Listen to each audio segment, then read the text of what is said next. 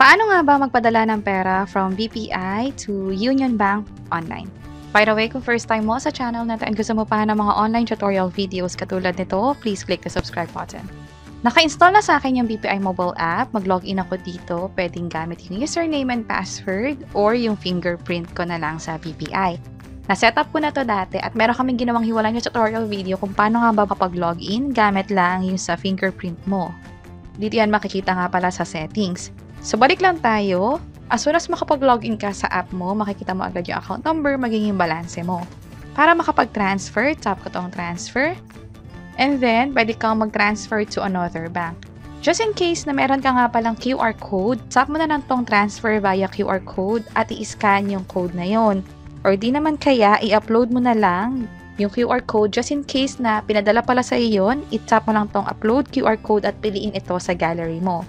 Pero kung wala ka ng mga QR code na yon, manual na lang natin gawin. Tap ko tong to another bank. Transfer from, ito yung savings account na pagkukunan ng perang padala.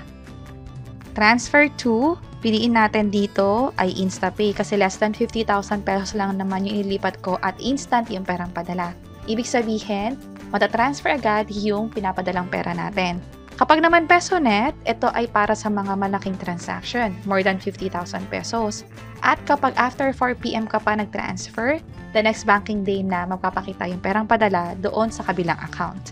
Balik tayo sa InstaPay. Dito sa banks, ito yung mga bangko na paglilipatan. Hanapin ko na lang dito yung sa Union Bank.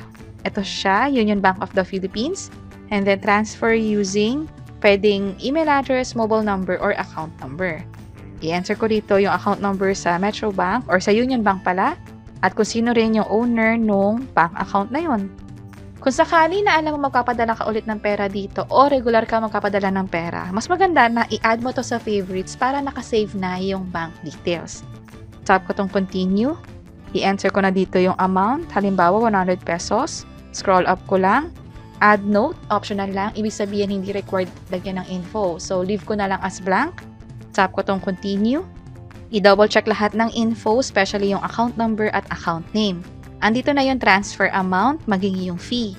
Meron 25 pesos na charge for this transaction. Kapag okay na double check na lahat, i-tap lang tong confirm at i-approve gamit yung mobile key o yung fingerprint mo.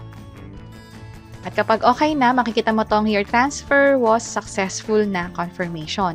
Pwede mo tong i-download pero mas maganda na i-share mo na lang din to sa taong pinagpadalhan mo ng pera. Confirming na pinadala mo na nga o natapos mo na yung pag-transfer gamit yung BPI account mo.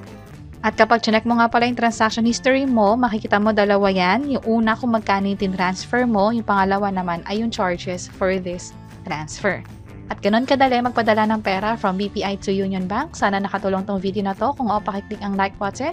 At para sa iba't ibang tutorial videos, pwede nyo i-check itong mga nasa baba. Sana makatulong and see you sa mga next videos. Bye-bye!